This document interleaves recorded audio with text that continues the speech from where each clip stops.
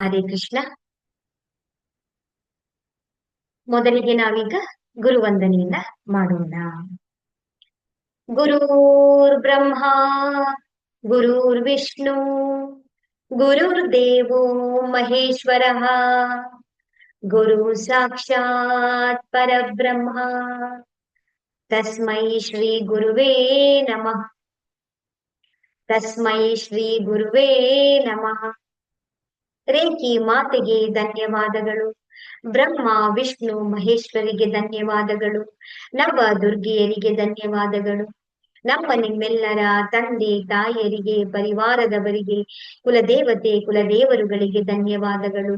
ಎಲ್ಲ ಗುರುಗಳಿಗೆ, ಸದ್ಗುರುಗಳಿಗೆ, ಋಷಿ ಮುನಿಗಳಿಗೆ, ಸಾಧು ಸಂತರಿಗೆ ಧನ್ಯವಾದಗಳು. ಬ್ರಹ್ಮಾಂಡದಲ್ಲಿರುವಂತಹ ದಿವ್ಯ ಶಕ್ತಿಗಳಿಗೆ ಹಾಗೂ ನಮ್ಮ ಜೊತೆಯಲ್ಲಿರುವಂತಹ ದಿವ್ಯ ಶಕ್ತಿಗಳಿಗೆ ಧನ್ಯವಾದಗಳು.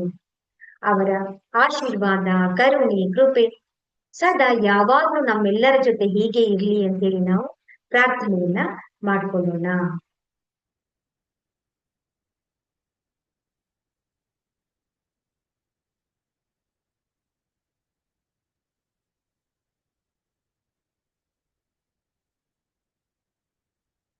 ಹರೇ ರಾಮ ಹರೇ ಕೃಷ್ಣ. ಎಲ್ಲರಿಗೂ ಕೂಡ ಆತ್ಮ ಪ್ರಣಾಮಗಳು. ಎಲ್ಲರೂ ವಿಡಿಯೋಸ್ಗಳನ್ನ ಆನ್ ಮಾಡ್ಕೊಳ್ಳಿ. ನೀವೆಲ್ಲರೂ ಕೂಡ ಏನು ಅಂತ ಹೇಳಿದ್ರೆ ಕ್ಲಾಸ್ಗಳನ್ನ ಮಿಸ್ ಮಾಡಿ ರೆಗ್ಯುಲರ್ ಆಗಿ ನೀವು ಅಟೆಂಡ್ ಮಾಡಿದಾಗ ನಿಮ್ಗೆ ಏನಾಗುತ್ತೆ ಅಂದ್ರೆ ಎಲ್ಲ ವಿಷಯಗಳು, ಒಂದೊಂದು ದಿನದ ವಿಷಯಗಳು ಕೂಡ ಒಂದೊಂದು ಟಾಪಿಕ್ಗೆ ನಿಮ್ಗೆ ಸಂಪೂರ್ಣವಾಗಿ ಲಿಂಕ್ ಆಗುತ್ತೆ. ಲಿಂಕ್ ಸಿಸ್ಟಮ್ ತರ, ಚೈನ್ ಲಿಂಕ್ ತರ ಎಲ್ಲವೂ ಕೂಡ ಒಂದೊಂದು ಒಂದೊಂದು ಒಂದೊಂದು ನಮ್ಮನ್ನ ಮುಂದೆ ಕರ್ಕೊಂಡು ಹೋಗೋದಕ್ಕೆ ನಮ್ಗೆ ಸಹಾಯವನ್ನ ಮಾಡುತ್ತೆ. ಸೊ ಈ ದಿನ ಗೀತಾ ಗೌಡ ಅವರು ಹೊಸದಾಗಿ ಜಾಯಿನ್ ಆಗಿದ್ದಾರೆ. ನಾವು ಬರೋಣ. ಈ ದಿನದ ಕ್ಲಾಸ್ ಅಲ್ಲಿ ನಾವು 24 ಪಾಯಿಂಟ್ಸ್ ಅಂದ್ರೆ 24 ಶಕ್ತಿಯ ಕೇಂದ್ರಗಳನ್ನ ಅಥವಾ ಶರೀರದ ಭಾಗಗಳನ್ನ ನಾವು ಯಾವ ರೀತಿ ಹೀಲಿಂಗ್ ಅನ್ನ ಮಾಡ್ಕೊಳ್ಬೇಕು ಅಂತೇಳಿ ನಾವು ನೋಡೋಣ. ನಮ್ಮ 7 ಚಕ್ರಗಳು ಮೊದಲನೇ ಸ್ಥಾನದಲ್ಲಿರುತ್ತೆ, ಎನರ್ಜಿಯ ಸೆಂಟರ್ಗಳು. ಅದನ್ನ ಬಿಟ್ರೆ ನಮ್ಮ ಈ ಸೆಕೆಂಡ್ ಪ್ಲೇಸ್ ಅಲ್ಲಿ ಬರುವಂತದ್ದು ಯಾವುದು ಅಂತ ಹೇಳಿದ್ರೆ ಈ 24 ಶರೀರದ ಭಾಗಗಳು. ಇವುಗಳನ್ನ ನಾವು ಹೀಲಿಂಗ್ ಮಾಡ್ಕೊಳ್ತಾ ಬರ್ಬೇಕಾಗತ್ತೆ. ಇದನ್ನ 24 ಪಾಯಿಂಟ್ಸ್ ಹೀಲಿಂಗ್ ಅಂತಾನೆ ಕರೀತಾರೆ. ಇದನ್ನ ಶರೀರದ 24 ಭಾಗಗಳ ಉಪಚಾರವನ್ನ ಮಾಡುವ ಒಂದು ಕ್ರಿಯೆ ಅಂತೇಳಿ ನಾವು ಕರಿತೀವಿ. ಟೋಟಲ್ ಎಷ್ಟಿದೆ ಇಲ್ಲಿ? 24 ಇದೆ. ಈ 24 ಭಾಗಗಳನ್ನ 12 ಭಾಗಗಳು ಮುಂದಿನ ಭಾಗ, 12 ಭಾಗಗಳು ಶರೀರದ ಹಿಂದಿನ ಭಾಗ ಅಂತೇಳಿ ನಾವು ಅದನ್ನ ಸ್ಥಾನಗಳನ್ನ ಗುರುತಿಸ್ಕೊಂಡಿದ್ದಾರೆ. ನಿಮ್ಗೆ ನಾನು ಗ್ರೂಪ್ ಅಲ್ಲಿ ನಿಮ್ಗೆ ಪಿಕ್ಚರ್ ಸಹಿತ ನಾವು ಯಾವ ರೀತಿ ಕೈಯನ್ನ ಇಟ್ಕೊಳ್ಬೇಕು ಅನ್ನೋದು ಎಲ್ಲವನ್ನು ಕೂಡ ನಾನು ನಿಮ್ಗೆ ಕಳಿಸ್ಕೊಟ್ಟಿದ್ದೀನಿ. ನೀವೇನ್ ಮಾಡ್ಬೇಕು ಅಂದ್ರೆ ಆ ಎಲ್ಲ ಭಾಗಗಳನ್ನ ಒಂದು ಪೆನ್ನು ಪೇಪರ್ ಅಲ್ಲಿ ಬರ್ಕೊಳ್ಳಿ. ಬರ್ದು 24 ಭಾಗಗಳನ್ನ ಇಟ್ಕೊಳ್ಳಿ. ಅಷ್ಟೇ. ನೀವು ಇಟ್ಕೊಂಡು ನಾವೇನ್ ಮಾಡ್ಬೇಕು ಅಂತ ಹೇಳಿದ್ರೆ ಅದನ್ನ ಹೀಲಿಂಗ್ ಅನ್ನ ಮಾಡ್ಕೊಳ್ಬೇಕು. ಆ ಪ್ರೋಸೆಸ್ ಅನ್ನ ನಾನು ನಿಮ್ಗೆ ಹೇಳ್ಕೊಡ್ತೀನಿ ಯಾವ ರೀತಿ ಮಾಡ್ಬೇಕು ಅಂತ. ಅದರಲ್ಲಿ ಬರುವಂತ ತಲೆಯ ಭಾಗ ಮೇಲ್ ಭಾಗ,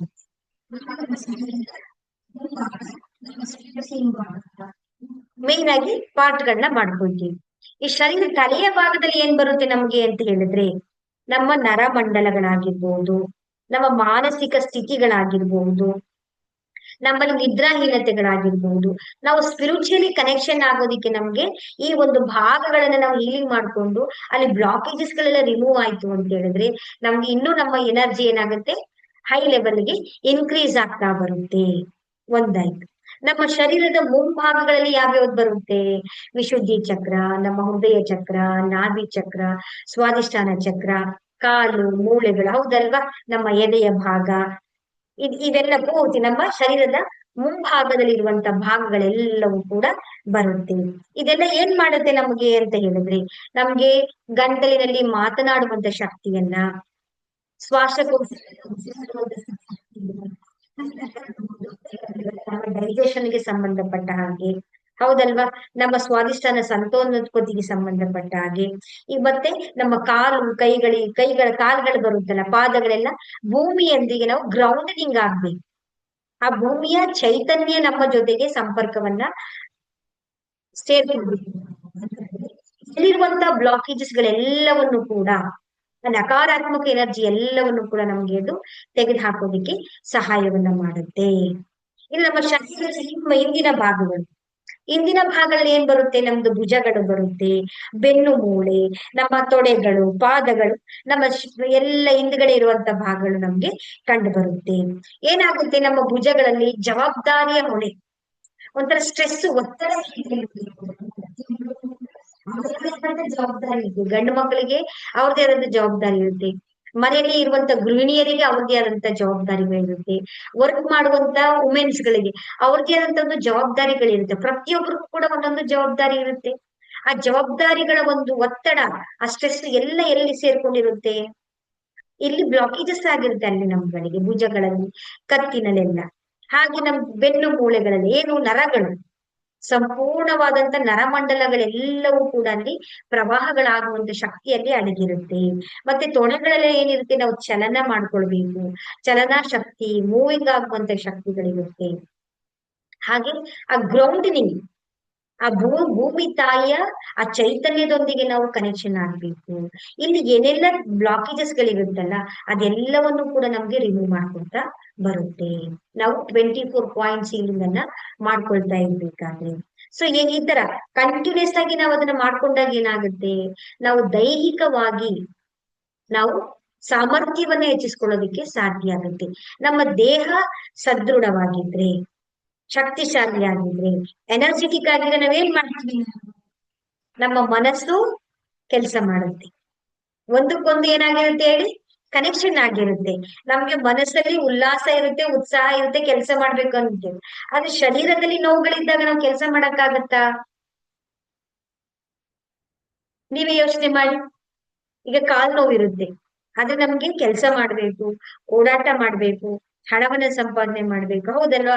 ಇವತ್ತು ಇಲ್ಲಿಂದ ಬೇರೆ ಕಡೆಗೆ ಹೋಗ್ಬೇಕು, ದುಡಿಬೇಕು ಅನ್ನೋದಿರುತ್ತೆ. ಆದ್ರೆ ನಮ್ ಕಾಲಲ್ಲೇ ಶಕ್ತಿ ಇಲ್ಲ ಅಂದ್ರೆ ನಾವು ಮಾಡೋ ಕೆಲಸ ಮಾಡಕ್ಕಾಗತ್ತಾ? ಅಂದ್ರೆ ನಮ್ಮ ಶರೀರವನ್ನ ನಾವು ಎಷ್ಟು ಚೆನ್ನಾಗಿ ಪ್ರೊಟೆಕ್ಷನ್ ಮಾಡ್ಕೊಳ್ಬೇಕು ಹೇಳಿ. ಶರೀರ ಇದ್ರೆ ಈ ಆತ್ಮ ಇಲ್ಲಿ ಇರುತ್ತೆ. ಈ ಶರೀರ ಇಲ್ಲ ಅಂತೇಳಿ ನಾವೇನಾಗ್ತೀವಿ ಹೇಳಿ? ಪ್ರೇತಾತ್ಮಗಳಾಗ್ತೀವಿ, ಹೌದಲ್ವಾ? ಆ ಶರೀರ ಇಲ್ಲ ಅಂತ ತಾನೇ ಹುಡುಕ್ತಾ ಇರ್ತವೆ ಅವೆಲ್ಲವೇ ಆತ್ಮಗಳು, ಆ ಮುಕ್ತಿಯನ್ನ ಸಿಗದೆ. ನೋಡಿ, ನಮ್ಗೆ ಶರೀರ ಇದೆ ಅಂತ ಹೇಳಿದ್ರೆ ನಾವು ಎಷ್ಟು ಭಾಗ್ಯವಂತರು. ನಮ್ಮ ಶರೀರವನ್ನ ನಾವು ಎಷ್ಟು ಚೆನ್ನಾಗಿ ನಾವು ನೋಡ್ಕೊಳ್ಬೇಕು ಹೇಳಿ ನೋಡಿ ನಾವು. ಆದ್ರೆ ನಮ್ಮ ಶರೀರದ ಕಡೆನೆ ಗಮನನೇ ಇಲ್ಲ. ಒಂದು ವ್ಯಾಯಾಮ ಮಾಡೋದಾಗ್ಲಿ, ಎಕ್ಸರ್ಸೈಸ್ ಮಾಡೋದಾಗ್ಲಿ, ಅಥವಾ ವಾಕಿಂಗ್ ಮಾಡೋದಾಗ್ಲಿ, ಆ ಪರಿಸರದೊಂದಿಗೆ ಇರೋದಾಗ್ಲಿ, ಎಲ್ಲವನ್ನು ಕೂಡ ನಾವು ಈ ಟಿವಿ ಬಂತು, ಮೊಬೈಲ್ ಬಂತು, ನಮ್ಮನ್ನೆಲ್ಲ ನುಂಗಿ ಬಿಡ್ತಾ ಇದೆ. ನಮ್ಮ ಸಮಯವನ್ನೆಲ್ಲ ಆ ಸೀರಿಯಲ್ಗಳಾಗಿರ್ಲಿ, ಅಷ್ಟೇ ಆ ಏನು ನೋಡಿ, ರೀಲ್ಸ್ ಗಳನ್ನ ನೋಡ್ಕೊಂಡು, ಸ್ಟೇಟಸ್ ಗಳನ್ನ ನೋಡ್ಕೊಂಡು ನಾವು ಇವತ್ತು ಸಮಯವನ್ನ ಹಾಳು ಮಾಡ್ಕೊಳ್ತಾ ಇದ್ದೀವಿ. ಹಾಗೆ ನಮ್ಮ ದೈಹಿಕವಾಗಿ ಒಂದು ಸಾಮರ್ಥ್ಯ ನಮಗೆ ಹೆಚ್ಚಿಗೆ ಬರುತ್ತೆ. ನಮ್ಗೆ ನೋವುಗಳಿದ್ರೆ ಆ ನೋವುಗಳೆಲ್ಲವೂ ಕೂಡ ನಮ್ಗೆ ನಿವಾರಣೆ ಆಗ್ತಾ ಬರುತ್ತೆ. ಯಾವುದೇ ಪ್ರಾಬ್ಲಮ್ಸ್ ಗಳು, ಹೆಲ್ತ್ ಇಶ್ಯೂಸ್ ಗಳಿದ್ರೆ ವೇಗವಾಗಿ ನಾವು ಚೇತರಿಕೆಯನ್ನ ನಾವು ಕಾಣ್ತೀವಿ. ನೀವು ವಿತ್ ಮೆಡಿಷನ್ಸ್, ನಿಮ್ಗೆ ಯಾವುದೇ ನೀವು ಡಾಕ್ಟರ್ ಕೊಟ್ಟಿರುವಂತ ನೀವು ಟ್ರೀಟ್ಮೆಂಟ್ ಅಲ್ಲಿ ನೀವು ಇದೀರಾ ಅಂತ ಹೇಳಿದ್ರೆ ಅದ್ರ ಜೊತೆಗೆ ಇದನ್ನ ಪೂರಕವಾಗಿ ನೀವು ಮಾಡ್ಕೊಳ್ತಾ ಬರ್ಬೇಕು. ಸಡನ್ ಆಗಿ ಜೊತೆ ನೀವು ಎಕ್ಸ್ಟ್ರಾ ನೀವು ಮಾಡ್ಕೊಳ್ತಾ ಬಂದ್ರೆ ನೀವು ವೇಗವಾಗಿ ಚೇತರಿಕೆಯನ್ನ ಕಾಣ್ತೀರಾ. ಅದ್ರ ಡೋಸೇಜ್ ಕಡಿಮೆ ಆಗ್ತಾ ಬರುತ್ತೆ ನಿಮಗೆ. ನಿದ್ರೆನೂ ಚೆನ್ನಾಗಿ ನೀವು ಮಾಡೋದಕ್ಕೆ ಸಹಾಯ ಆಗುತ್ತೆ. ಈಗ ಮಾನಸಿಕವಾಗಿ ಬಂದಾಗ, ಈ 24 ಪಾಯಿಂಟ್ ಸೀಲಿಂಗ್ ಅನ್ನ ನಾವು ಮಾಡ್ಕೊಳ್ತಾ ಬಂದಾಗ ಮಾನಸಿಕವಾಗಿ ಕೂಡ ನಮ್ಮ ಒತ್ತಡ, ನಮ್ಮ ಭಯಗಳಾಗಿರ್ಬೋದು, ನಮ್ಮ ಭಾವನೆಗಳು, ನಮ್ಮ ಕೋಪ, ಭಯ ಇವೆಲ್ಲ ಇರುತ್ತಲ್ಲ, ಆ ಭಾವನೆಗಳು ಕೂಡ ಏನಾಗ್ತಾ ಇರುತ್ತೆ? ನಮ್ಗೆ ಬ್ಯಾಲೆನ್ಸ್ ಆಗ್ತಾ ಬರುತ್ತೆ. ಮತ್ತೆ ನಮ್ಮ ಸ್ಪಷ್ಟತೆ, ನಮ್ಗೆ clarity, ಒಂಥರ ಶಾಂತಿ ನಮಗೆ ನೀವು ಮಾಡ್ತಾ ಮಾಡ್ತಾ ಮಾಡ್ತಾ ಬಂದಾಗ ಒಂದು ಡೀಪ್ ರಿಲ್ಯಾಕ್ಸೇಷನ್ ಆಗುತ್ತೆ ನಿಮಗೆ. ನೀವ್ ಏನು ಮಾಡೋದ್ ಬೇಡ, ಫೋಕಸ್ ಮಾಡೋದ್ ಬೇಡ, ನೀವ್ ಏನ್ ಟೆನ್ಷನ್ ಮಾಡ್ಕೊಳ್ಳೋದ್ ಬೇಡ, ಏನು ಮಾಡೋದ್ ಬೇಡ. ನೀವು ಕೂತ್ಕೊಳ್ಳೋದು ಏನಂದ್ರೆ ಆರಾಮವಾಗಿ ಶಾಂತಿಯಿಂದ ನೀವು ಇದನ್ನ ಮಾಡ್ಬೇಕು. ನಿಮ್ಗೆ ಎಷ್ಟು ಸಮಯ ಸಿಗುತ್ತೋ ಆ ಸಮಯದಲ್ಲಿ ನೀವು ಮಾಡ್ತಾ ಬಂದಾಗ ಇದೆಲ್ಲ ಮಾನಸಿಕವಾಗಿ ನಾವು ತುಂಬಾ ಬದಲಾವಣೆಗಳನ್ನ ನಾವು ಕಾಣೋದಿಕ್ಕೆ ಸಾಧ್ಯ ಆಗುತ್ತೆ ನಮ್ಗೆ. ಸೊ ಹೀಗಾಗಿ ನಮ್ಗೆ ಆಳವಾಗಿ ವಿಶ್ರಾಂತಿ ಕೂಡ ನಮ್ಗೆ ಸಿಗುತ್ತೆ. ನಮ್ಮ ಶರೀರದಲ್ಲಿ ಶಕ್ತಿ, ಆ ಪ್ರಾಣ ಶಕ್ತಿಯ ಚೈತನ್ಯ ಎಲ್ಲಾ ಕಡೆನೂ ಕೂಡ ಹರಿಯೋದಿಕ್ಕೆ ಸಹಾಯ ಆಗುತ್ತೆ. ನಮ್ಮ ಜೀವನದಲ್ಲಿ ಕೂಡ ಬದಲಾವಣೆಗಳಾಗ್ತಾ ಇರುತ್ತೆ. ದೀರ್ಘಕಾಲದವರೆಗೆ ನಾವು ಹೆಲ್ತಿ ಆಗಿರೋದಕ್ಕೆ ನಮ್ಗೆ ಈ 24 ಪಾಯಿಂಟ್ ಸೀಲಿಂಗ್ ನಮ್ಗೆ ಸಹಾಯವನ್ನ ಮಾಡುತ್ತೆ. ಇದು ನಿಮ್ಗೆ ಕಂಪ್ಲೀಟ್ ಆಗಿ ಅರ್ಥ ಆಗಿದೆ ಅಂತ ಅನ್ಕೊಳ್ತೇನೆ ನಾನು. ಈಗ ನಾವು ಯಾವ ರೀತಿ ಇದನ್ನ ಹೀಲಿಂಗ್ ಮಾಡ್ಕೊಳ್ಬೇಕು, ಈ ಪಾಯಿಂಟ್ಸ್ 24 ಪಾಯಿಂಟ್ ಸೀಲಿಂಗ್ ಅನ್ನ ಯಾವ ಪ್ರೋಸೆಸ್ ಅಲ್ಲಿ, ಯಾವ ವಿಧಾನದಲ್ಲಿ ನಾವು ಮಾಡ್ಕೊಳ್ಬೇಕು ಅಂತ ಹೇಳಿದ್ರೆ, ಇದನ್ನ ಏನಿರುತ್ತೆ, ಇಲ್ಲಿ 24 ಭಾಗಗಳಿರುತ್ತೆ. ಒಂದೊಂದು ಭಾಗಕ್ಕೂ ನಾವ್ ಏನ್ ಮಾಡ್ಬೇಕು ಅಂದ್ರೆ ಮಿನಿಮಮ್ 3 ನಿಮಿಷಗಳ ಕಾಲ ನಾವು ಒಂದು ಭಾಗಕ್ಕೆ ಹೀಲಿಂಗ್ ಅನ್ನ ಮಾಡ್ಬೇಕು. ಹಾಗಾದ್ರೆ ಎಷ್ಟು ಸಮಯ ತಗೊಳುತ್ತೆ ಅಂದ್ರೆ 1 ಅವರ್ ಇಂದ 1.25 ಗಂಟೆ ತಗೊಳುತ್ತೆ. ಈಗ ಸಮಯದ ಅಭಾವ ಇರೋದ್ರಿಂದ ಹೇಗ್ ಮಾಡ್ಕೊಳ್ಬೇಕು ಅದನ್ನ ಅಂತ ಹೇಳಿದ್ರೆ, ಭಾಗಗಳನ್ನ ಮಾಡ್ಕೊಂಡು ನಿಮ್ಮ ಸಮಯಕ್ಕೆ ಅನುಗುಣವಾಗಿ ಅದನ್ನ ವಿಭಾಗಗಳಾಗಿ ಮಾಡ್ಕೊಂಡು ನೀವು ಧ್ಯಾನವನ್ನ ಮಾಡಬಹುದು. ಈಗ ಪ್ರೋಸೆಸ್ ಅನ್ನ ಹೇಳ್ಕೊಡ್ತೀನಿ, ಹೇಗ್ ಮಾಡ್ಬೇಕು. ನಿಮಗೆ ಎಲ್ಲಿ ಆರಾಮ್ ಅನ್ಸುತ್ತೋ ಅಲ್ಲಿ ನೀವೆಲ್ಲರೂ ಕೂತ್ಕೊಳ್ಬೇಕು. ಒಂದು ಮ್ಯಾಟ್ ಹಾಕೊಳ್ಳಿ, ಚಾಪೆ ಹಾಕೊಳ್ಳಿ, ಏನಾದ್ರೂ ನೀವೊಂದು ಹಾಸ್ಕೊಳ್ಬೇಕು ನೀವು. ಹಾಗೆ ಬರೀ ನೆಲದ ಮೇಲೆ ನೀವು ಎಲ್ಲೂ ಕೂಡ ನೀವು ಕೂತ್ಕೊಳ್ಳುವ ಹಾಗೆ ಇಲ್ಲ. ಕೆಳಗಡೆನೂ ಕೂಡ ಒಂದು ಯಾವ್ದಾದ್ರು ಮ್ಯಾಟ್ ಏನಾದ್ರೂ ನೀವು ಹಾಕೊಳ್ಬೇಕು. ಪ್ರತಿ ಸಲ ನೀವು ಧ್ಯಾನ ಮಾಡ್ಬೇಕಾದ್ರೆ ನಿಮ್ಮದೇ ಆದಂತ ಒಂದು ಮ್ಯಾಟ್ ಅನ್ನ ಇಟ್ಕೊಳ್ಳಿ. ಸಲ ನೀವು ಬದಲಾವಣೆಗಳನ್ನ ಮಾಡಬೇಡಿ. ಧ್ಯಾನ ಮಾಡೋದಿಕ್ಕೆ ಅಂತಾನೆ ನೀವು ಒಂದು ಮ್ಯಾಟ್ ಆಗಿರ್ಬೋದು ಅಥವಾ ಒಂದು ಚಾಪೆ ತರ ಬರುತ್ತೆ ನೋಡಿ, ಅದನ್ನ ನೀವು ತೆಗೆದಿಟ್ಕೊಳ್ಳಿ. ಅಥವಾ ಕೂತ್ಕೊಳ್ಳೋಕೆ ಒಂದು ಚಾಪೆಗಳ ತರ ಬರುತ್ತಲ್ಲ, ಅದು ನೋಡ್ಕೊಳ್ಳಿ, ನಿಮ್ಗೆ ಕನ್ವೀನಿಯಂಟ್ ಯಾವ್ದಾಗುತ್ತೋ ಅದನ್ನ ನೋಡಿ ನೀವು ರೆಡಿ ಮಾಡ್ಕೊಳ್ಳಿ. ಜಸ್ಟ್ ಒಂದು ಗ್ಲಾಸ್ ಅಲ್ಲಿ ನೀರ್ ತಗೊಳ್ತೀರಾ, ಹೀಲಿಂಗ್ ಅನ್ನ ಅದು ಮುಂದಿನ ಕ್ಲಾಸ್ ಅಲ್ಲಿ ನಿಮ್ಗೆ ಹೇಳ್ಕೊಡ್ತೀನಿ ಚಾರ್ಜ್ ಮಾಡೋದು ಹೇಗೆ ಅಂತ. ಆ ನೀರನ್ನ ಕುಡಿತೀರಾ, ನೀರನ್ನ ಕುಡಿದ್ಮೇಲೆ ನಾವೇನ್ ಮಾಡ್ಬೇಕು, ನಮ್ಮ ಕೈಗಳಿಗೆ ಆರಾಮ ಕೂತ್ಕೊಳ್ಳಿ. ಕೈಗಳನ್ನ ಈ ತರ ಚೆನ್ನಾಗಿ ಉಜ್ಜಿ, ನಿಮ್ಗೆ ನೆಕ್ಸ್ಟ್ ಸಿಂಬಲ್ಸ್ ಗಳು ಬರುತ್ತೆ, ರೇಖಿ ಲೆವೆಲ್ 1, 2 ಸಿಂಬಲ್ಗಳು. ಆ ಸಿಂಬಲ್ ಗಳನ್ನ ನೀವೇನ್ ಮಾಡ್ಬೇಕು, ಇದ್ರ ಮೇಲೆ ನೀವು ಡ್ರಾ ಮಾಡ್ಕೊಳ್ತೀರಾ. ನಾನು ಜಸ್ಟ್ ಇವಾಗ ಹೇಳಿರ್ತೀನಿ, ಅದು ನಿಮ್ಗೆ ಮುಂದಿನ ಕ್ಲಾಸ್ ಅಲ್ಲಿ ನಿಮ್ಗೆ ಗೊತ್ತಾಗುತ್ತೆ. ಚೋಕುರೆ ಚೋಕುರೆ ಚೋಕುರೆ ಚೋಕುರೆ, ಸೆಹಕಿ ಸೆಹಕಿ ಸೆಹಕಿ ಸೆಹಕಿ, ಚೋಕುರೆ ಚೋಕುರೆ ಚೋಕುರೆ ಚೋಕುರೆ, ಸೆಹಕಿ ಸೆಹಕಿ ಸೆಹಕಿ ಸೆಹಕಿ. ರೇಖಿ ಮಾತೆ ನನ್ನ ಕೈಗಳಿಗೆ ಶಕ್ತಿ ಪ್ರದಾನ ಮಾಡಿರಿ, ಶಕ್ತಿ ಪ್ರದಾನ ಮಾಡಿರಿ, ಶಕ್ತಿ ಪ್ರದಾನ ಮಾಡಿ. ರೇಖಿ ಮಾತೆ ನನ್ನ ಕೈಗಳಿಗೆ ಶಕ್ತಿ ಪ್ರದಾನ ಮಾಡಿರಿ, ಶಕ್ತಿ ಪ್ರದಾನ ಮಾಡಿರಿ, ಶಕ್ತಿ ಪ್ರದಾನ. ನಿಮ್ಮ ಕೈಗಳೆಲ್ಲವನ್ನು ಕೂಡ ನೀವು ಈ ರೀತಿ ಜೋಡಿಸ್ಕೊಳ್ಬೇಕು. ಬಿಡಿ ಬಿಡಿಯಾಗಿ ಬಿಡಬಾರ್ದು. ಈ ತರ ಒಂದು ಹಳ್ಳದ ರೀತಿ ಒಳಗಡೆ ಬರಬೇಕು. ಆ ರೀತಿ ಜೋಡಿಸ್ಕೊಂಡು ಈ ಕೈಗಳನ್ನ ನೀವು ತಲೆಯ ಮೇಲೆ ಬಿಂದಿಗೆ ಇಟ್ಕೊಳ್ತೀವಲ್ಲ ನಾವು, ಆ ರೀತಿ ಬ್ರಹ್ಮಾಂಡದ ಕಡೆಗೆ ನಾವು ಕೈಗಳನ್ನು ಚಾಚಿ, ಆ ಬ್ರಹ್ಮಾಂಡದಿಂದ ರೇಖಿ ದಿವ್ಯ ಶಕ್ತಿ, ಪರಮಾತ್ಮನ ದಿವ್ಯ ಶಕ್ತಿ ನಮ್ಮೆಲ್ಲರಿಗೂ ಕೂಡ ಸಾಮೂಹಿಕವಾಗಿ 24 ಪಾಯಿಂಟ್ ಸೀಲಿಂಗ್ ಮಾಡಿಕೊಳ್ಳುವಂತ ಶಕ್ತಿಯನ್ನ ನಮಗೆ ಪ್ರದಾನ ಮಾಡಿರಿ, ಪ್ರದಾನ ಮಾಡಿರಿ, ಪ್ರದಾನ ಮಾಡಿರಿ. ಧನ್ಯವಾದ, ಧನ್ಯವಾದ, ಧನ್ಯವಾದ. ನೀವು ಬ್ರಹ್ಮಾಂಡದೊಂದಿಗೆ ಸಂಪರ್ಕಗೊಂಡು ಆ ಬ್ರಹ್ಮಾಂಡದಿಂದ ಪರಮಾತ್ಮನ ದಿವ್ಯ ಚೈತನ್ಯದ ಪ್ರಕಾಶವು ಬಿಳಿಯ ಬಣ್ಣದಲ್ಲಿ ಹಾಗೆ ಹರಿದು ಬರ್ತಾ ಇರುವ ಹಾಗೆ ನೀವು ಕಲ್ಪನೆಗಳನ್ನ ಮಾಡ್ಕೊಳ್ತೀರ. ನಿಮ್ಮ ಶಿರಸ್ಸಿನ ಭಾಗವೆಲ್ಲವೂ ಕೂಡ ಈಗ ನಾವೊಂದು ಸೂರ್ಯನ ಪ್ರಕಾಶವನ್ನ ಬಿಟ್ಟಾಗ ಅದು ಹೇಗೆ ನಮ್ಗೆ ಸುರಿಯುತ್ತಲ್ವಾ, ಆ ರೀತಿ ಆ ಪರಮಾತ್ಮನ ಪ್ರಕಾಶ ನಮ್ಮ ಮೇಲೆ ಹರಿತಾ ಇರುವ ಹಾಗೆ ನಾವು ಕಲ್ಪನೆಯನ್ನ ಮಾಡ್ಕೊಳ್ತೀವಿ. ಆ ಪ್ರಕಾಶವು ನಮ್ಮ ಶಿರಸ್ಸಿನ ಭಾಗ, ಕಣ್ಣು, ತಲೆ, ಮೂಗು ಎಲ್ಲವೂ ಕೂಡ ಪ್ರಕಾಶದಿಂದ ತುಂಬಿ ಹೋಗಿದೆ. ನಂತರ ಅದು ಹಾಗೆ ಮುಂದೆ ಸಾಗುತ್ತಾ ಸಾಗುತ್ತಾ ಸಾಗುತ್ತಾ ನಮ್ಮ ಭುಜಗಳಲ್ಲಿ, ನಮ್ಮ ಕೈಗಳಲ್ಲಿ, ತೋಳುಗಳೆಲ್ಲವೂ ಕೂಡ ಆ ಬಿಳಿಯ ಬಣ್ಣದ ಪ್ರಕಾಶದಿಂದ ತುಂಬಿ ಹೋಗ್ತಾ ಇದೆ. ಹಾಗೆ ಪ್ರಕಾಶ ಮುಂದೆ ಸಾಗುತ್ತಾ ಸಾಗುತ್ತಾ ಸಾಗುತ್ತಾ ನಮ್ಮ ಹೃದಯ ಚಕ್ರವನ್ನ, ನಾಭಿಯ ಭಾಗವನ್ನ, ನಾಭಿಯ ಮೇಲ್ಭಾಗ, ಕೆಳಭಾಗಗಳೆಲ್ಲವೂ ಕೂಡ ಪ್ರಕಾಶದಿಂದ ತುಂಬಿ ಹೋಗಿದೆ. ಹಾಗೆ ನಮ್ಮ ಬೆನ್ನು ಮೂಳೆ, ಬೆನ್ನಿನ ಮೇಲ್ಭಾಗ, ಮಧ್ಯದ ಭಾಗ, ಕೆಳಭಾಗಗಳೆಲ್ಲವೂ ಕೂಡ ಪ್ರಕಾಶ ಪ್ರಕಾಶ ಪ್ರಕಾಶದಿಂದ ತುಂಬಿ ಹೋಗಿದೆ.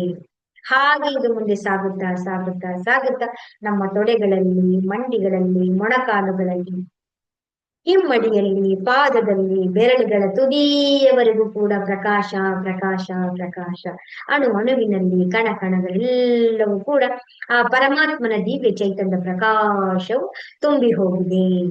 ಈ ಪ್ರಕಾಶವು ಕಿರಣಗಳು ನಾಲ್ಕು ದಿಕ್ಕುಗಳಲ್ಲಿ ಕೂಡ ಬೆಳಕು ಹರಡುತ್ತಾ ಹರಡುತ್ತಾ ಹರಡುತ್ತಾ ನಾವಿರುವಂತ ಕೋಣೆ ಎಲ್ಲವೂ ಕೂಡ ಬೆಳಕಿನ ಮಯವಾಗಿದೆ. ಈ ಬೆಳಕು ಹಾಗೆ ಮುಂದೆ ಹರಡುತ್ತಾ ಹರಡುತ್ತಾ ಹರಡುತ್ತಾ ನಾವಿರುವಂತ ಮನೆಯೂ ಕೂಡ ಪ್ರಕಾಶದಿಂದ ತುಂಬಿ ಹೋಗಿದೆ. ಹಾಗೆ ನಾವಿರುವಂತಹ ಗ್ರಾಮ ನಗರ ಪ್ರದೇಶಗಳಾಗಿರ್ಬೋದು, ಹಾಗೆ ಮುಂದೆ ಸಾಗುತ್ತಾ ಸಾಗುತ್ತಾ ಸಾಗುತ್ತಾ ಇಡೀ ದೇಶವೆಲ್ಲವೂ ಕೂಡ ಈ ಜಗಮಗಿಸುವಂತಹ ಪರಮಾತ್ಮನ ಬೆಳಕಿನಿಂದ ತುಂಬಿ ಹೋಗಿದೆ.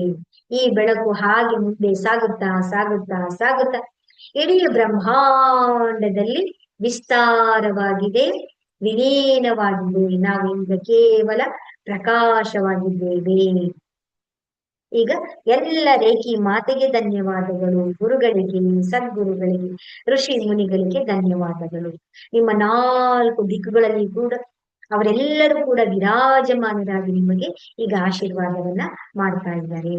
ಆ ರೀತಿ ಹೇಳಿ ನಿಮ್ಮ ಕೈಯನ್ನ ಮೊದಲನೇ ಭಾಗ ಯಾವುದು ಅಂತ ಹೇಳಿದ್ರೆ ನಮ್ಮ ಐಸ್, ಒಂದು ಕೈಯನ್ನ ಕೈ ಮೇಲೆ ಇಟ್ಕೊಳ್ಬೇಕು. ಆ ನಂತರ ಮತ್ತೊಂದು ಕೈಯನ್ನ ನಾವು ಇಟ್ಕೊಳ್ಬೇಕು.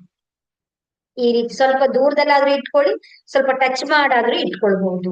ಅಲ್ಲಿ ಇಟ್ಕೊಂಡು ನೀವು ನಿಮ್ಮ ಕೈಗಳಿಂದ ಆ ಪರಮಾತ್ಮನ ದಿವ್ಯ ಚೈತನ್ಯದ ಪ್ರಕಾಶದ ಕಿರಣಗಳು, ಬೆಳಕಿನ ಕಿರಣಗಳು ಕಣ್ಣಿನ ಭಾಗದಲ್ಲಿ ಹರಿದು ಬರ್ತಾ ಇದೆ. ಕಣ್ಣಿನಲ್ಲಿ ನೋಡ್ತಾ ಇದ್ದೀರಾ ನೀವು ಮೂರನೇ ಕಣ್ಣಿನಿಂದ. ಕಣ್ಣಿನ ಭಾಗದಲ್ಲಿರುವಂತಹ ರೆಪ್ಪೆಗಳು, ಅಲ್ಲಿರುವಂತಹ ಕಣ್ಣು ಗುಡ್ಡೆಗಳು, ಕಾರ್ನಿಯಗಳು, ಮಾಂಸಗಳು, ಮೂಳೆಗಳು, ನರವ್ಯೂಹಗಳು, ಸೆಲ್ಸ್ಗಳು, ಅಣುವಿನಲ್ಲಿ ಕಣ ಕಣಗಳಲ್ಲಿ ಇರುವಂತಹ ಎಲ್ಲ ನಕಾರಾತ್ಮಕ ಶಕ್ತಿಗಳೆಲ್ಲವೂ ಕೂಡ ಕಪ್ಪು ಕಪ್ಪು ಕಪ್ಪು ಕಪ್ಪು ಕಪ್ಪು ಬಣ್ಣದಲ್ಲಿ ಬ್ರಹ್ಮಾಂಡದಲ್ಲಿ ವಿಲೀನವಾಗಿ ಅದು ಕೇವಲ ಬಿಳಿಯ ಬಣ್ಣದ ಆ ಪರಮಾತ್ಮನ ದಿವ್ಯ ಚೈತನ್ಯದ ಶಕ್ತಿಯಲ್ಲಿ ಸ್ಥಾಪನೆಯಾಗುತ್ತಿದೆ, ಸ್ಥಾಪನೆಯಾಗುತ್ತಿದೆ, ಸ್ಥಾಪನೆಯಾಗುತ್ತಿದೆ. ಕೇವಲ ಪ್ರಕಾಶ ಪ್ರಕಾಶ ಪ್ರಕಾಶ ಪ್ರಕಾಶ. ಅಣುವಿನಲ್ಲಿ ಕಣ ಕಣಗಳೆಲ್ಲವೂ ಕೂಡ ಕೇವಲ ಪ್ರಕಾಶ ಪ್ರಕಾಶ ಪ್ರಕಾಶ ಪ್ರಕಾಶದಿಂದ ತುಂಬಿ ಹೋಗ್ತಾ ಇದೆ. ಅದಾದ ನಂತರ ನಿಮ್ಮ ಎರಡನೇ ಭಾಗ ಯಾವುದು ಅಂತ ಹೇಳಿದ್ರೆ ಇಯರ್ಸ್ ಬರುತ್ತೆ, ಕಿವಿಗಳು. ಆ ಕಿವಿಗಳಿಗೆ ನಿಧಾನವಾಗಿ ನೀವೇನ್ ಮಾಡ್ಬೇಕು, ಈ ರೀತಿ 3 ನಿಮಿಷಗಳ ಕಾಲ ಹೀಲಿಂಗ್ ಮಾಡಿ ಒಂದು ಕೈಯನ್ನ ನಿಧಾನವಾಗಿ ನಮ್ಮ ಕಿವಿ ಹತ್ರ ತರಬೇಕು. ಆ ನಂತರ ಮತ್ತೊಂದು ಕೈಯನ್ನ ಕಿವಿ ಹತ್ರ ನಾವು ತರಬೇಕು. ತಂದು ನಿಮ್ಮ ಕೈಗಳಿಂದ, ನಮ್ಮೆಲ್ಲರ ಕೈಗಳಿಂದ ಹರಿದು ಬರ್ತಾ ಇರುವಂತಹ ಪರಮಾತ್ಮನ ದಿವ್ಯ ಚೈತನ್ಯದ ಬೆಳಕಿನ ಕಿರಣಗಳು ನಮ್ಮ ಕಿವಿಗಳಲ್ಲಿರುವಂತ ಎಲ್ಲ ಕಾರ್ನಿಯದಲ್ಲಿ, ಅಲ್ಲಿ ತಮಟೆಗಳಲ್ಲಿ, ಈಗ ಅಣುವಿನಲ್ಲಿ, ಮೂಳೆಗಳಲ್ಲಿ, ಮಾಂಸಗಳಲ್ಲಿ, ನರಗಳಲ್ಲಿ, ಸ್ನಾಯುಗಳಲ್ಲಿ, ಎಲ್ಲ ಮೂಳೆ ಮಾಂಸ ಖಂಡಗಳೆಲ್ಲವೂ ಕೂಡ ಇರುವಂತೆ ಎಲ್ಲ ನಕಾರಾತ್ಮಕ ಶಕ್ತಿಗಳನ್ನ ಶುದ್ಧಿಗೊಳಿಸಿ ಆ ಪರಮಾತ್ಮನ ದಿವ್ಯ ಚೈತನ್ಯ ಪ್ರಕಾಶವನ್ನು ಸ್ಥಾಪನೆ ಆಗ್ತಾ ಇದೆ. ಕೇವಲ ಬೆಳಕು ಬೆಳಕು ಬೆಳಕು ಬೆಳಕು ಬೆಳಕು. ಅಣುವಿನಲ್ಲಿ, ಕಣ ಕಣಗಳಲ್ಲಿ, ಎಲ್ಲರಿರುವಂತ ಆ ಶರೀರ, ಆ ಒಂದು ಕಿವಿಯ ಎಲ್ಲ ಭಾಗಗಳಿರುವ ಎಲ್ಲವೂ ಕೂಡ ಸಂಪೂರ್ಣವಾಗಿ ಕಪ್ಪು ಕಪ್ಪು ಕಪ್ಪು ಕಪ್ಪು ಬಣ್ಣದಲ್ಲಿ ಬ್ರಹ್ಮಾಂಡದಲ್ಲಿ ಪ್ರಕಾಶ ಪ್ರಕಾಶ ಅಲ್ಲಿ ಸ್ಥಾಪನೆ ಆಗ್ತಾ ಇದೆ. ಅದಾದ ನಂತರ ನಮ್ಮ ಜಾಸ್ಗಳು ಅಂದ್ರೆ ದವಡೆಯ ಭಾಗ, ಇಲ್ಲಿಗೆ ನಿಧಾನವಾಗಿ ಒಂದು ಕೈಯನ್ನ ತರಬೇಕು, ಆ ನಂತರ ಒಂದು ಕೈಯನ್ನ ತರಬೇಕು. ಈ ರೀತಿಯಾಗಿ ನಾವು ಈಗ ಇದು ಮುಗಿಯುತ್ತೆ. ಇದಾದ ನಂತರ ನಾವೇನ್ ಮಾಡ್ಬೇಕು, ನಮ್ಮ ಟೆಂಪಲ್ಸ್ ಅಂದ್ರೆ ನಮ್ಮ ಹಣೆಯ ಭಾಗ, ಹಣೆಯ ಭಾಗಕ್ಕೆ ಒಂದು ಕೈಯನ್ನ ತಂದು ನಂತರ ಒಂದು ಕೈಯನ್ನ ತರಬೇಕು. ಈ ರೀತಿಯಾಗಿ ನಮ್ಮ ಶರೀರದ ಎಲ್ಲ 24 ಭಾಗಗಳನ್ನು ಕೂಡ ನಾವು ಹೀಲಿಂಗ್ ಅನ್ನ ಮಾಡ್ಕೊಳ್ಬೇಕು. ಅದಾದ್ಮೇಲೆ ಹಣೆ ಆದ್ಮೇಲೆ ಯಾವ್ದು ಬರುತ್ತೆ, ನಮ್ಮ ಹಿಂದಿನ ತಲೆ. ಹಿಂದಿನ ತಲೆಗೆ ನಾವು ನಿಧಾನವಾಗಿ ಹೀಲಿಂಗ್ ಅನ್ನ ಮಾಡ್ಕೊಳ್ಬೇಕು. ಅದಾದ್ಮೇಲೆ ನಮ್ಮ ಕೆಳಗಡೆ ಕೆಳಗಡೆ ಕತ್ತಿಲಿ ತಲೆಯ ಭಾಗ ಬರುತ್ತೆ. ಅದಾದ ನಂತರ ಏನ್ ಬರುತ್ತೆ, ನಮ್ಮ ಹಣೆ, ಫೋರ್ ಹೆಡ್ ಬರುತ್ತೆ. ಫೋರ್ ಹೆಡ್ ಆದ್ಮೇಲೆ ಯಾವ್ದು ಬರುತ್ತೆ ಅಂತ ಹೇಳಿದ್ರೆ ನಮ್ಮ ಥ್ರೋಟ್, ಗಂಟಲಿನ ಭಾಗ. ಈ ತರನಾದ್ರೂ ಇಟ್ಕೊಳ್ಳಿ, ಈ ತರನಾದ್ರೂ ಇಟ್ಕೊಳ್ಳಿ, ಇಲ್ಲ ಅಂತ ನಿಮ್ಗೆ ಆಗಿಲ್ಲ ಅಂದ್ರೆ ನೀವು ಈ ರೀತಿನಾದ್ರೂ ಕೂಡ ಇಟ್ಕೊಳ್ಬಹುದು. ಅದಾದ ನಮ್ಮ ಹಾರ್ಟ್, ಹೃದಯದ ಭಾಗ. ಹೃದಯದ ಭಾಗ ಆದ್ಮೇಲೆ ನಮ್ಮ ಮಣಿಪುರ ಚಕ್ರ, ಒಂದು ಕೈ ಆದ ನಂತರ ಮತ್ತೊಂದು ಕೈ ಬರುತ್ತೆ. ಅರ್ಥ ಆಗಿದೆ ಅಲ್ವಾ ಎಲ್ಲಾರ್ಗುನು? ಯಾರಿಗೇನಾದ್ರು ಡೌಟ್ಸ್ ಗಳಿದೆಯಾ? ಇಲ್ಲ ಮ್ಯಾಮ್. ಒಂದು ಚೀಟಿಯಲ್ಲಿ ಅಭ್ಯಾಸವಾಗುವವರಿಗೆ ಭಾಗಗಳನ್ನ ಕಣ್ಣು ತೆರೆದು ತೆರೆದು ನೋಡ್ಕೊಳ್ಳಿ. ನಿಮ್ಗೆ ಅದು ಅಭ್ಯಾಸ ಆಗೋದ್ಮೇಲೆ ಏನಾಗುತ್ತೆ, ನೀವು ಕಣ್ಣು ತೆರೆದು ನೋಡುವ ಅವಶ್ಯಕತೆ ಬರಲ್ಲ. ಇದನ್ನ ಪ್ರೋಸೆಸ್ ಅನ್ನ ಮಾಡ್ಬೇಕಾದ್ರೆ ನೀವೇನ್ ಮಾಡ್ಬೇಕು, ಸಂಪೂರ್ಣವಾಗಿ ಕಣ್ಣನ್ನ ಮುಚ್ಚಿ ನೀವು ಅಭ್ಯಾಸವನ್ನ ಮಾಡ್ಕೊಳ್ತಾ ಬರ್ಬೇಕು. ಮತ್ತೆ ಮತ್ತೆ ಕಣ್ಣನ್ನ ತೆರಿಬಾರ್ದು. ಅಥವಾ ನೀವು ಅಭ್ಯಾಸ ಮಾಡ್ಕೊಳ್ಳಿ ಸ್ವಲ್ಪ, ಯಾವ್ದಾದ್ಮೇಲೆ ಯಾವ್ದು, ಯಾವ್ದಾದ್ಮೇಲೆ ಯಾವ ಪಾರ್ಟ್, ಯಾವ್ದನ್ನಾದ್ಮೇಲೆ ಅಂತ. ಒಮ್ಮೆ ಹೆಚ್ಚು ಕಡಿಮೆ ಆದ್ರೂ ಕೂಡ ಟೆನ್ಷನ್ ಮಾಡ್ಕೊಳ್ಬೇಡಿ. ಈಗ ಈಗ ಹಣೆ ಮಾಡ್ಬೇಕಿತ್ತು, ಕಣ್ಣು ಮಾಡ್ಕೊಂಡ್ಬಿಡ್ತೀರಾ, ತಲೆ ಟೆನ್ಷನ್ ಮಾಡ್ಕೊಳ್ಳುವಂತದ್ದೇ. ನೆಕ್ಸ್ಟ್ ಏನ್ ಮಾಡ್ತೀರಾ, ಆ ಪಾರ್ಟ್ಗೆ ಹೀಲಿಂಗ್ ಮಾಡ್ಕೊಳ್ಳಿ. ಹೌದಲ್ವಾ? ಇದನ್ ಮಾಡ್ಬೇಕಿತ್ತು ಸ್ವಲ್ಪ ಮುಂದೆ ಬಂದ್ಬಿಟ್ರಿ, ಮರ್ತೋಗುತ್ತೆ ಕೆಲವೊಮ್ಮೆ. ಅದಕ್ಕೆಲ್ಲ ಟೆನ್ಷನ್ ಮಾಡ್ಕೊಳ್ಬೇಡಿ. ಆರಾಮವಾಗಿ ನೀವೇನ್ ಗೊತ್ತಾ, ನಿಮ್ಮ ಗಮನ ಎಲ್ಲಿರ್ಬೇಕು ಅಂತ ಹೇಳಿದ್ರೆ ಆ ಹೀಲಿಂಗ್ ನ ಪ್ರೋಸೆಸ್ ಕಡೆ ಇರ್ಬೇಕು. ನಿಮ್ ಅಯ್ಯೋ ಇದನ್ ಮಾಡ್ಬೇಕಿತ್ತು ಅಂತ ಅನ್ಕೊಳ್ಬಾರ್ದು. ಅರ್ಥ ಆಯ್ತಲ್ವಾ? ಸರಿ, ಒಳ್ಳೇದಾಗ್ಲಿ.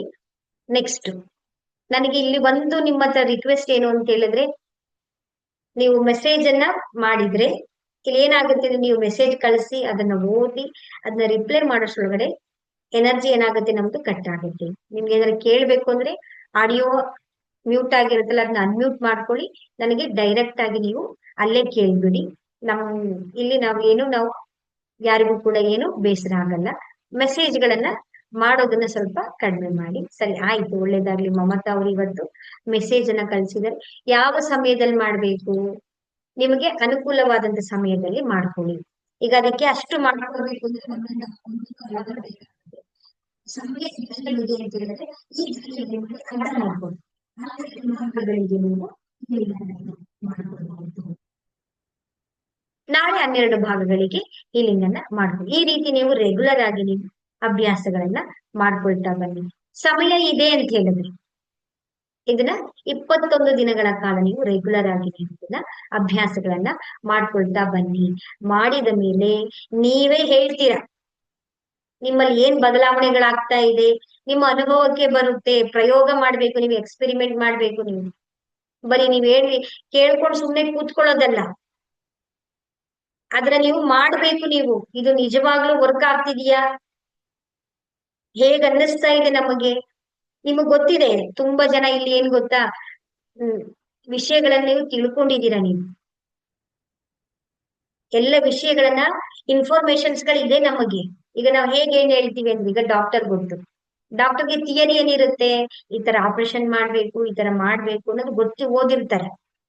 ಓದಿ ತಿಳ್ಕೊಂಡ್ಮೇಲೆ ನಾವ್ ಏನ್ ಮಾಡ್ಬೇಕು ಅದನ್ನ ಹೇಳಿ, ಪ್ರಾಕ್ಟಿಕಲ್ ಆಗಿ ನಿಜವಾಗ್ಲೂ ಏನ್ ಮಾಡ್ಬೇಕು, ಆಪರೇಷನ್ ಥಿಯೇಟರ್ಗೆ ಹೋಗಿ ಪೇಷಂಟ್ಸ್ ಗೆ ನಾವು ವಿತ್ ಡಾಕ್ಟರ್ ಜೊತೆನಲ್ಲಿ ನಿಂತ್ಕೊಂಡು ನಾವೇನ್ ಮಾಡ್ಬೇಕು, ಅವ್ರು ಮಾಡೋದನ್ನ ನೋಡಿ ನಾವು ಮಾಡ್ತೀವಿ. ಆಗ ಅವ್ರಿಗೆ ಏನಾಯ್ತು ಹೇಳಿ, ಅನುಭವಕ್ಕೆ ಬರುತ್ತೆ. ಬರೀ ವಿಷಯಗಳನ್ನ ತಿಳ್ಕೊಂಡು ಕೂತಿದ್ರೆ ಏನು ಯೂಸ್ ಇಲ್ಲ. ನಾವು ಅದನ್ನ ಮಾಡಬೇಕು, ಸಾಧನೆಯನ್ನ ನಾವು ಮಾಡಬೇಕು. ಯಾಕೆ ಅಂತ ಹೇಳಿದ್ರೆ ಈ ಧ್ಯಾನದಲ್ಲಿ ಇದ್ರಲ್ಲಿ ಆಗುವಂತ ಅನುಭವಗಳನ್ನ ನಾವು ಬಾಯಲ್ಲಿ ವರ್ಣನೆ ಮಾಡಕ್ಕಾಗೋದಿಲ್ಲ. ನಿಮ್ಮಲ್ಲಿ ಏನು ಚೇಂಜಸ್ ಆಗ್ತಾ ಇದೆ ಅನ್ನೋದನ್ನ ಅದನ್ನ ನೀವೇ ಕಂಡುಕೊಳ್ಬೇಕು. ಅದನ್ನ ಆಗ ನಿಮಗೆ ಅದಕ್ಕೆ ಇದು ಸರಿಯಾದ ದಾರಿ, ಇದು ವರ್ಕ್ ಮಾಡ್ತಾ ಇದೆ, ಇದರಲ್ಲಿ ಏನೋ ಒಂದು ಸತ್ಯ ಇದೆ, ಇದು ನಿಜವಾಗಿದೆ ಅನ್ನೋದು ನಿಮ್ಗೆ ಅನುಭವಕ್ಕೆ ಬರುತ್ತೆ. ಹಾಗಾಗಿ ನೀವು ಅಭ್ಯಾಸವನ್ನ ಮಾಡ್ಬೇಕು. ಒಳ್ಳೇದಾಗ್ಲಿ ಎಲ್ಲರಿಗೂ.